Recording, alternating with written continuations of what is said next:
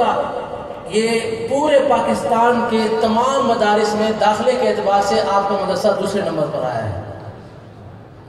آپ کا مدرسہ پورے پاکستان میں داخلوں کے اعتبار سے دوسرے نمبر پر آیا ہے.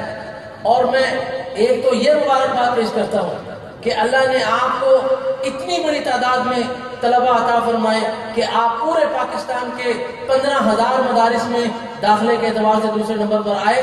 اور دوسری مبارک یہ پیش کرتا ہوں کہ اتنی بڑی تعداد میں طلبہ نے داخلے بھیجے اور اتنی بڑی تعداد میں طلبہ کامیاب ہوئے. یہ دونوں نتائج پر میں آپ کو مبارکباد پیش کرتا ہوں.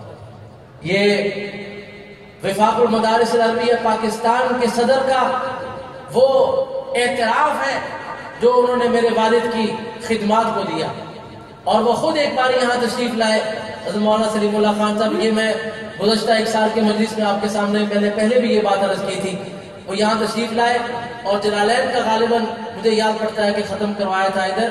تو وہ فرمایا کہ میں نے میرے مطالعہ اور میری معلومات کے مطابق گزشتہ 500 سال میں قرآن کریم کی اتنی خدمت نہیں ہوئی جتنی اس میاں بیوی نے قرآن کریم کی خدمت سے سر انجام دی.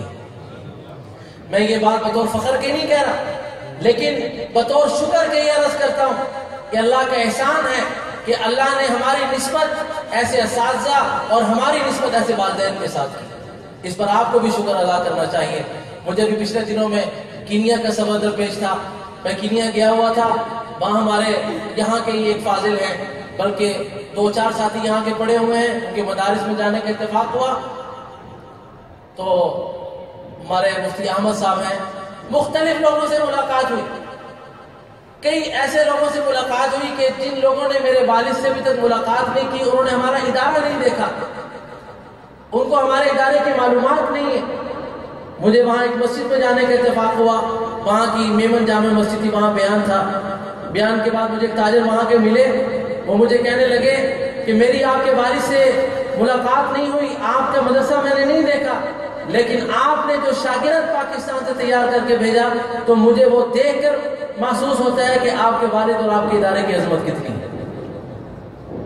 الحمدللہ الحمدللہ علی ذالک والشکر علی ذالک. اللہ کا شکر ادا کرنا چاہیے. اللہ کا احسان ہے. میں کئی دفعہ